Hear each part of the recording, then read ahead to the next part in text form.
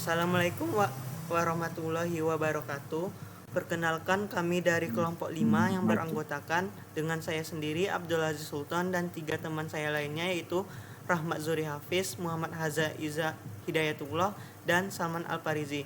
Di sini kami akan menjelaskan tugas kami yaitu tentang project charter dan pembuatan work breakdown structure atau WBS dan pembuatan Gantt chart. Kemudian menjelaskan materi tentang manajemen skop proyek dan manajemen kualitas atau manajemen mutu. Piagam charter atau proyek. Next. Piagam proyek adalah dokumen yang dikeluarkan oleh pemakarsa atau sponsor proyek yang secara resmi mengesahkan sebuah proyek serta memberi wewenang kepada manajer proyek dalam mengalokasikan sumber daya organisasi untuk kepentingan proyek. Next. Piagam proyek berisi informasi, tujuan utama proyek, capaian yang terukur dan kriteria keberhasilannya, penjelasan umum, batasan dan hasil utama proyek, resiko proyek secara keseluruhan, ringkasan jadwal dan tonggak keberhasilan, sumber keuangan yang telah disetujui, daftar pemangku kepentingan utama, persyaratan persetujuan proyek, kriteria penyelesaian proyek, manajer proyek yang ditugaskan, nama dan tanggung jawab anggota yang terlibat dalam proyek. Next.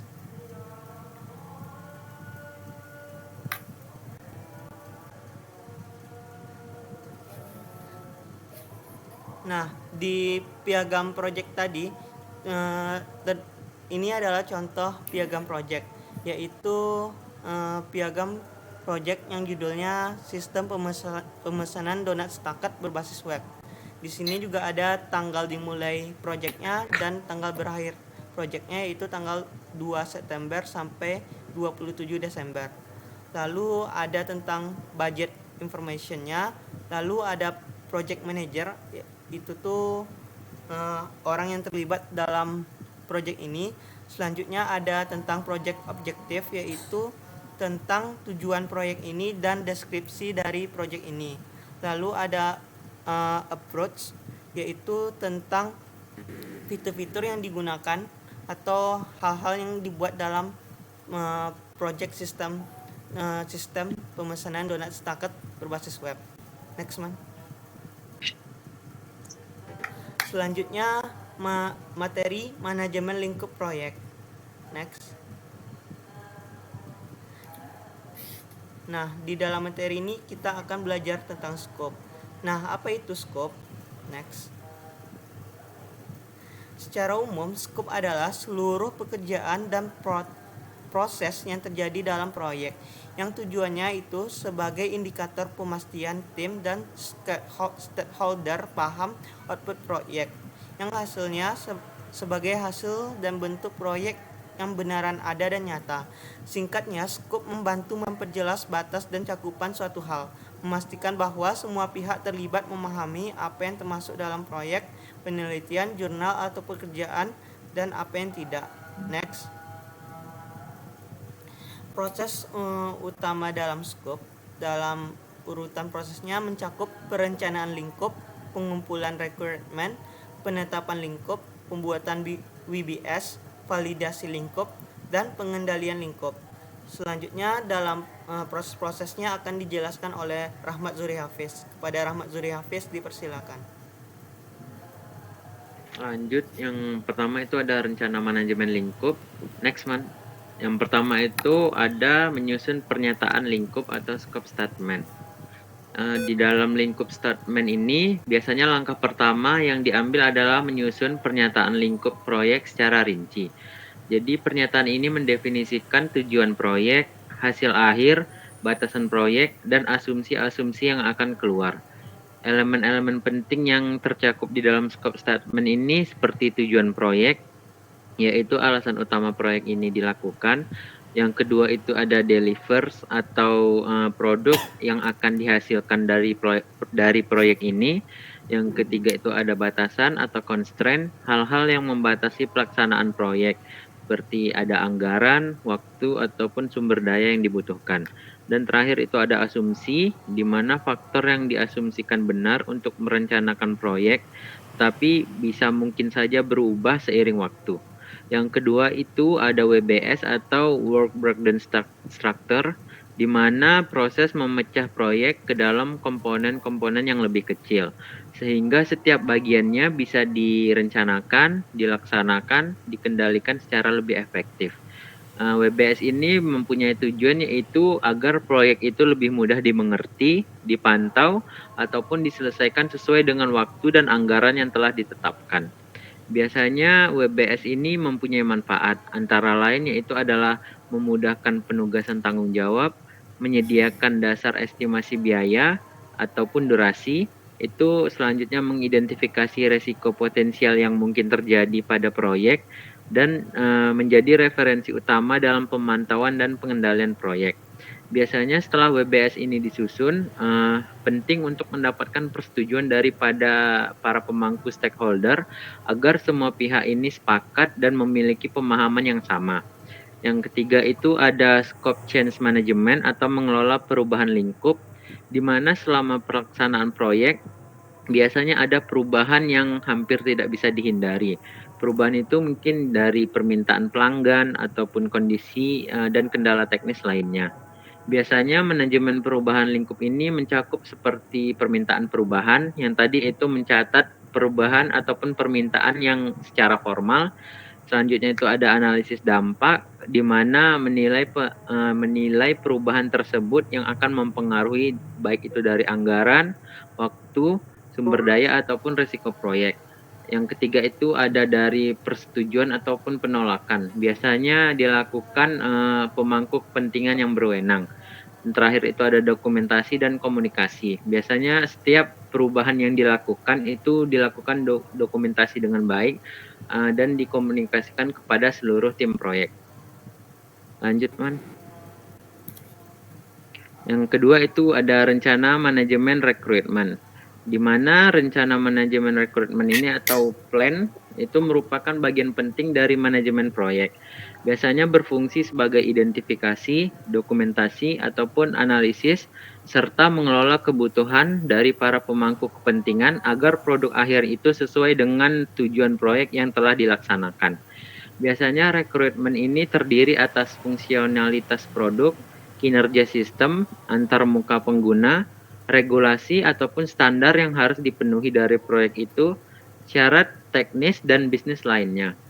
Biasanya rencana ini memastikan bahwa kebutuhan itu tidak hanya semerta-merta untuk terkumpul secara tepat, tetapi juga dapat digunakan untuk sepanjang siklus hidup proyek.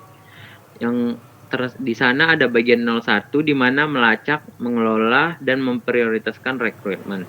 Yang pertama itu ada pelacakan rekrutmen atau recruitment traceability, di mana digunakan untuk memetakan setiap kebutuhan yang terdapat artefak proyek. Biasanya seperti ada uji testing, ada desain, ada implementasi, agar setiap kebutuhan ini bisa ditelusuri dari awal hingga kelar proyek. Yang kedua itu ada pengelolaan rekrutmen atau recruitment management. Biasanya melibatkan kegiatan memantau ataupun menyetujui serta melakukan penolakan perubahan yang ada dan memperbarui dokumentasi yang terkait.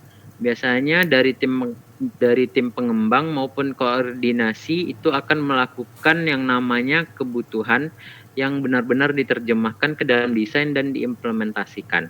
Yang terakhir itu ada prioritasi rekrutmen atau prioritas, yang dimana biasanya mengklasifikasikan kebutuhan berdasarkan kritikalitas. Biasanya seperti harus ada ataupun nice to have. Yang kedua itu ada nilai bisnis, yang ketiga itu ada risiko, yang keempat itu ada dampak terhadap biaya dan waktu. Adapun dari bagian 02 yaitu untuk menangani atribut rekrutmennya, yaitu versi, status, dan lainnya. Untuk versi sendiri biasanya setiap kebutuhan yang terdokumentasi harus memiliki identifikasi versi, agar suatu waktu jika terjadi perubahan, versi sebelumnya tetap terdokumentasi yang digunakan untuk keperluan audit ataupun referensi. Untuk yang kedua itu ada status rekrutmennya, di mana biasanya status ini siklusnya seperti diusulkan atau propose, disetujui atau approve, diimplementasikan atau implemented, diuji atau verified, dan adapun jika dilakukan penolakan atau rejected. Yang ketiga itu ada atribut lainnya. Biasanya atribut lainnya ini terdiri dari owner, siapa yang bertanggung jawab atas kebutuhan proyek itu, terus ada sumber kebutuhan, dari mana stakeholder itu berasal, terus tanggal pembuatan ataupun tanggal pembaruan dokumentasi.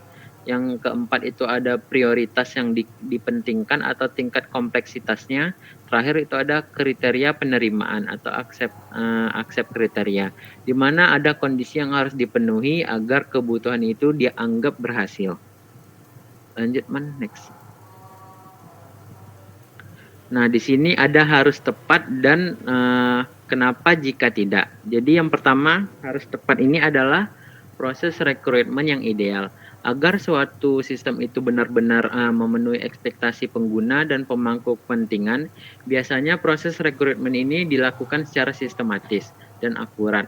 Biasanya tahapannya itu seperti ada kumpulkan atau elicitation, di mana proses ini dilakukan dari proses awal untuk menggali dan mengumpulkan kebutuhan dari berbagai sumber, seperti adanya dokumentasi, pemangku kepentingan bisnis, ada observasi, ataupun wawancara. Yang kedua itu ada analisis, yang dimana analisis ini berfokus pada mengklarifikasi kebutuhan yang ambigu, menyelesaikan konflik antara stakeholder, menyaring kebutuhan yang tidak realistis ataupun tidak sesuai dengan proyek yang ada. Yang terakhir itu mengumpulkan kebutuhan menjadi logis dan terstruktur. Yang ketiga itu ada spesifikasi atau specification, di mana biasanya spesifikasi ini seperti kebutuhan yang telah dianalisis, kemudian dibuat dalam bentuk dokumentasi formal, seperti adanya dokumen SRS atau Software Requirement Specification. Ada user story di dalam backlog-nya, ataupun ada daftar fungsional dan non-fungsionalnya. Yang keempat itu ada yang namanya validation, di mana tahap ini memastikan bahwa semua kebutuhan sudah lengkap dan disetujui oleh stakeholder. Biasanya dilakukan seperti review dokumen ataupun ada yang namanya prototipe awal dan simulasi. Untuk selanjutnya itu ada kenapa kalau dilakukan tidak tepat. Biasanya jika dilakukan dengan tidak tepat, proses yang terjadi dampaknya bisa sangat signifikan. Contohnya seperti yang ditampilkan di PPT itu adalah biaya yang melonjak atau lebih dari 50%. Biasanya salah definisi ini atau seperti kebutuhan yang tidak jelas dapat seringkali disadari saat proses itu dilakukan pengujian. Contohnya biasanya jika proses dari pengembangan perangkat lunak dari perusahaan itu telah mencapai 60% atau 80%, terus dari klien ini mengatakan bahwa bukan seperti ini yang ingin saya maksud, maka dilakukan ulang mulai dari awal seperti ada update, ada apapun itu servisnya, dan dari situ bisa menyebabkan biaya yang membengkak, waktu yang terbuang, ataupun reputasi yang rusak. Lanjut, Ada selanjutnya itu ada RTM atau Recruitment Traceability Matrix, di mana RTM ini adalah dokumen atau alat manajemen proyek yang digunakan untuk melacak kebutuhan rekrutmen, biasanya dari awal hingga terjadinya pengujian. Terus bisa seperti memastikan bahwa setiap kebutuhan proyek dipenuhi dan tidak ada yang terlewat. RTM ini umumnya memuat berbagai macam informasi. Seperti contoh kalau di sana itu ada yang namanya untuk ini bukan pakai contoh yang punya aku ya, enggak. Ini saya contohkan sendiri, yaitu di mana ada nomor R32, untuk namanya itu ada memori laptop, untuk kategorinya itu ada hardware, untuk sumbernya itu piagam proyek dan spesifikasi pada laptop perusahaan, dan untuk statusnya adalah selesai, di mana laptop yang dipesan tadi sesuai dengan requirement memori yang dibutuhkan atau sesuai dengan RTM yang ada. Jadi maksudnya dari penjelasan ini di mana untuk laptop ini dibutuhi dengan memori spek laptop 16 GB RAM, agar memenuhi kategori dari status sesuai dengan laptop yang dipesan. Lanjut, Man. Nah, yang ini selanjutnya ada penetapan lingkup atau scope definition. Dari scope definition ini atau penetapan lingkup yaitu adalah proses formal dalam manajemen proyek yang bertujuan untuk mendefinisikan secara jelas dan terperinci. Contohnya misalnya apa saja yang termasuk dalam proyek in scope ataupun proyek yang tidak termasuk atau bisa dibilang out of scope. Biasanya langkah ini dilakukan agar semua pihak yang terkait dengan proyek itu memiliki pemahaman yang sama dan tidak terjadi kesalahpahaman di tengah pelaksanaan proyek. Untuk pernyataan lingkup proyek atau project scope statement, yaitu adalah dokumen utama yang dihasilkan dari proses penetapan lingkup. Biasanya project scope statement ini berisi dari definisi proyek. Misalnya proyek ini dibangun untuk memesan sistem pemesanan kos online, yang dimana pengguna ini bisa memilih berdasarkan kamar kos, berdasarkan lokasi, harga, ataupun fasilitas. Nah, yang kedua itu ada kriteria sukses proyeknya. Apa yang termasuk dari indikator dari keberhasilan kos tadi? Misalnya contohnya adalah waktu penyelesaiannya. Misalnya dia ingin selesai dalam waktu 3 bulan dengan anggaran tidak melebihi di atas 100 juta dan dari sistem ini mampu menangani user tergantung dari pihak pembuatnya ingin berapa. Misalnya dia ingin merekomendasikan 1000 user aktif yang bisa dia tampung. Selanjutnya, apa saja yang termasuk dalam pernyataan ini? Yaitu pertama, deskripsi produk. Jadi, menjelaskan hasil akhir proyek dalam bentuk produk atau layanan. Contohnya, dari aplikasi web yang telah dibangun tadi, memiliki fitur login, pemesanan kamar, dan ada sistem pembayarannya. Untuk batasan proyeknya, contohnya, proyek ini tidak mencakup pengembangan aplikasi mobile atau adanya sistem rating. Jadi, dia cukup memesan dan membayar dan tidak ada sistem kepuasan pelanggannya. Untuk yang ketiga itu ada deliverable atau hasil yang diharapkan. Biasanya hasil yang diharapkan ini seperti daftar produk, layanan, atau dokumen yang akan diserahkan di akhir proyek. Contohnya, karena tadi kita membangun web kos-kosan, maka hasilnya adalah satu aplikasi web yang siap pakai, dokumen manual pengguna, dan ada laporan pengujian sistem. Yang terakhir itu ada dokumen pendukung. Biasanya dokumen pendukung ini sebagai referensi untuk menetapkan lingkungan proyek.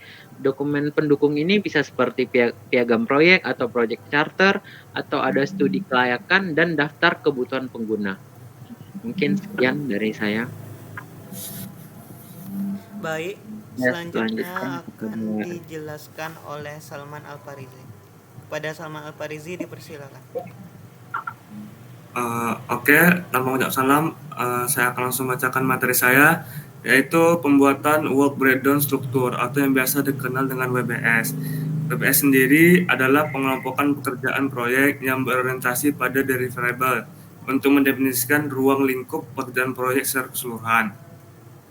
WBS biasanya disusun dalam bentuk hierarki, dimulai dari tingkat tertinggi, yaitu proyek secara keseluruhan, hingga tingkat terendah dan tugas-tugas spesifik. Intinya pada WBS sendiri merupakan cara agar dalam manajer proyek di saat pengerjaannya tidak memiliki kesalahan ataupun kekeliruan karena tidak jelasnya alur-alur yang telah ada untuk proyeknya sendiri.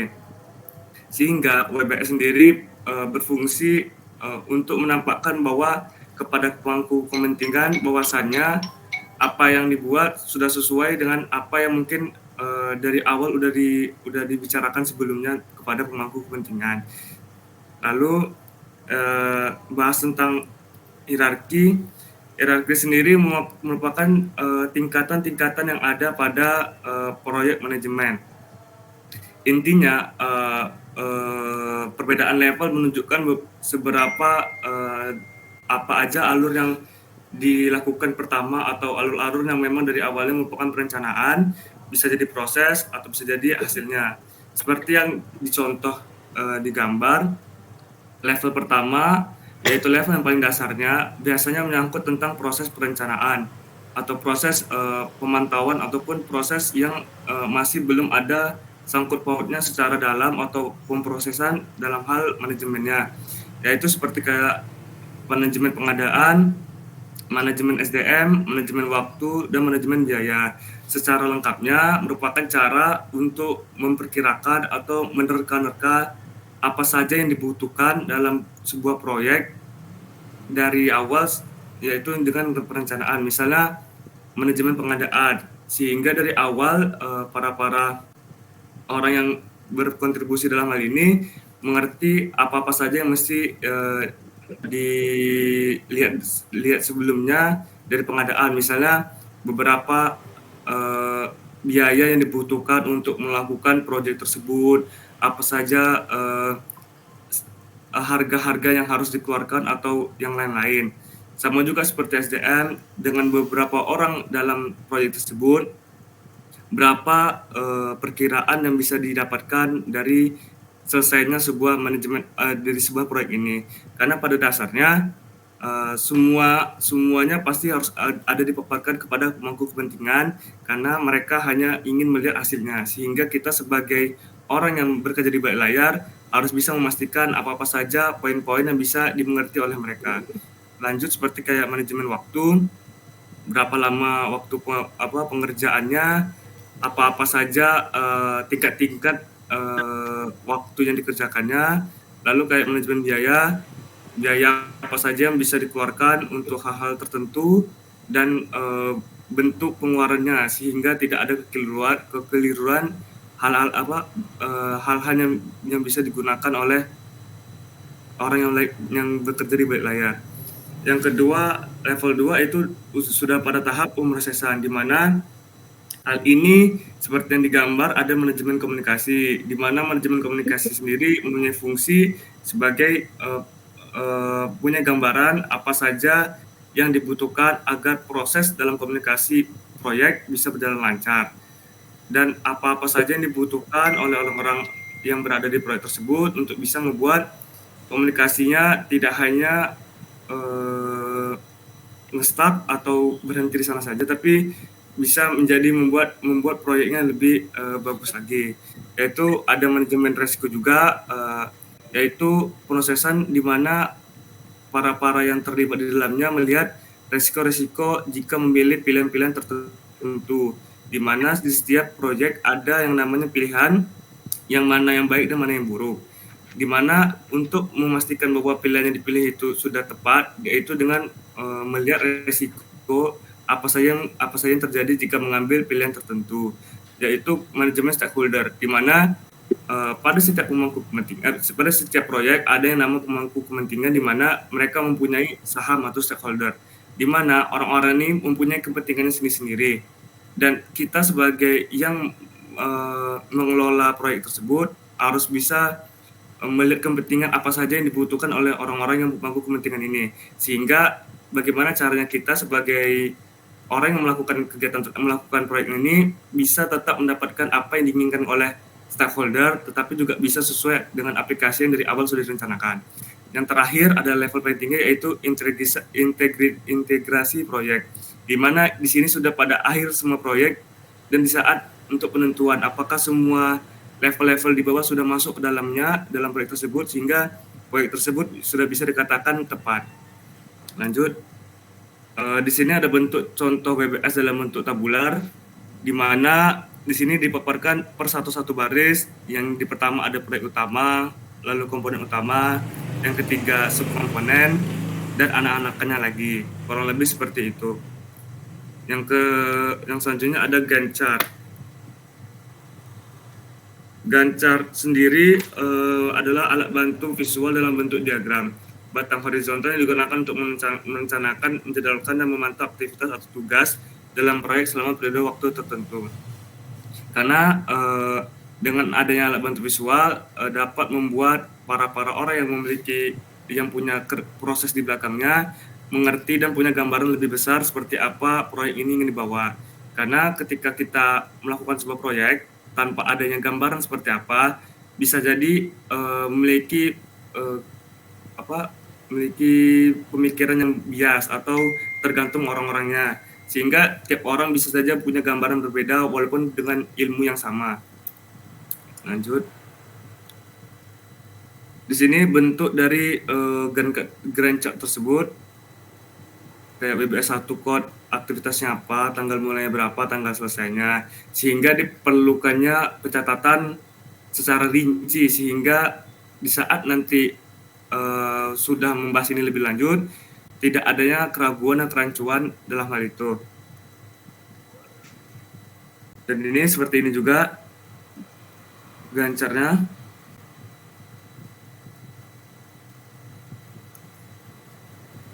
Yaitu selanjutnya ada validasi scope.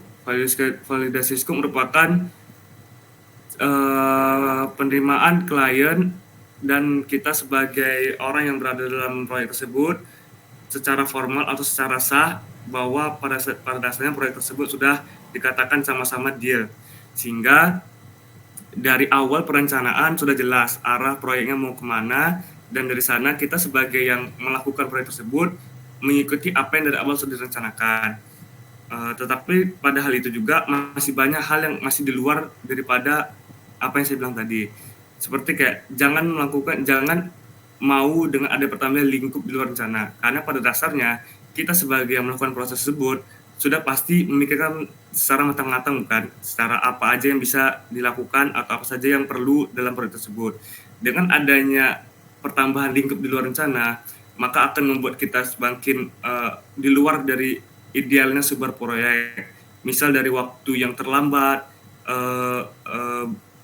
fasilitas bentuk yang secara sembarang-barangan atau kayak tidak sesuai dari apa yang direncanakan. Karena akan membuat proyek menjadi arah yang tidak jelas seperti tadi. Terakhir ada pengendalian scope. Pengendalian scope sendiri tentang bagaimana mengatur area atau lingkup dari scope itu sendiri. Karena ketika terlalu kemana-mana atau tidak ada batasannya, maka kita sendiri sebagai yang melakukan proyek tersebut ini akan kesusahan. Karena seperti yang dilihat dari di PPT ini, kita harus mengingat bahwa pengelola perubahan agar tetap sesuai rencana. Yaitu yang kedua, stockholder diminta ajukan perubahan bernilai. Yang ketiga ada varian antar selisih antar rencana dan kenyataan. Pada dasarnya emang di dunia nyata pun di setiap proyek pasti ada hal yang ujung-ujung walaupun dari awal sudah dilakukan secara baik, sudah direncanakan secara baik, sudah deal dari awal, tapi ada beberapa yang mengikuti keadaan. Jadi mungkin tidak akan sesuai sama rencana atau kenyataan yang terjadi. Sehingga dari awal diperlukannya pencatatan tentang variasi dan cara menyelesaikannya dengan pemangku kepentingan. Sekian dari saya, akan lanjut dibacakan oleh teman saya Azhar. Pada Azhar dipersilakan. Materi selanjutnya itu manajemen kualitas dalam proyek IT, proyek TI. Lanjut, Man. Isu kualitas dalam proyek TI ini didefinisikan manajemen kualitas proyek adalah proses untuk menjamin bahwa proyek memenuhi kebutuhan yang telah disepakati. Pendekatannya itu menggunakan aturan kualitas, prosedur, dan panduan. Ukurannya kesepakatan mutu dapat diukur dengan parameter conformance, apakah hasil sesuai dengan persyaratan. Next one.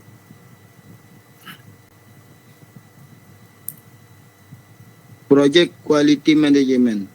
Tujuan utamanya memastikan hasil proyek sesuai dengan harapan pemangku kepentingan. Kunci utamanya memahami requirement adalah kunci untuk menghasilkan kualitas yang diharapkan. Yang ketiga ada elemen penting yang isinya keterlibatan stakeholder, dokumentasi requirement, dan evaluasi dan validasi berkelanjutan. Next one. Tahapan manajemen mutu proyek. Di tahapan manajemen mutu proyek ini ada perencanaan mutu, mengidentifikasi standar kualitas proyek, menyusun dokumen rencana mutu. Pengelolaan mutu yaitu menerjemahkan rencana ke aktivitas nyata, integrasi kebijakan mutu organisasi ke proyek. Siap itu pengendalian mutu, ada memantau dan merekam hasil, dan menilai kinerja mutu untuk menjamin hasil sesuai ekspektasi. Next one. Peran dan manfaat manajemen mutu. Perannya yaitu yang pertama meningkatkan kepuasan pelanggan Yang kedua, mengurangi kesalahan dan biaya ulang. Yang ketiga, ada peningkatan untuk meningkatkan efisiensi proses. Manfaatnya yaitu proyek lebih terstruktur, hasil proyek dapat dipertanggungjawabkan, dan citra organisasi meningkat. Next month. Penutupnya dari manajemen mutu ini, manajemen mutu bukan hanya tentang produk akhir tetapi juga tentang proses. Yang kedua, ada pentingnya untuk mengintegrasikan mutu sejak awal proyek. Dengan manajemen mutu yang baik, risiko kegagalan proyek dapat diminimalkan. Baik. Saya kembalikan ke moderator. Oke, terima kasih Aza. Baik, sekian dari presentasi kelompok 5. Apabila ada kesalahan, kami mohon maaf. Assalamualaikum warahmatullahi wabarakatuh. Warahmatullahi wabarakatuh.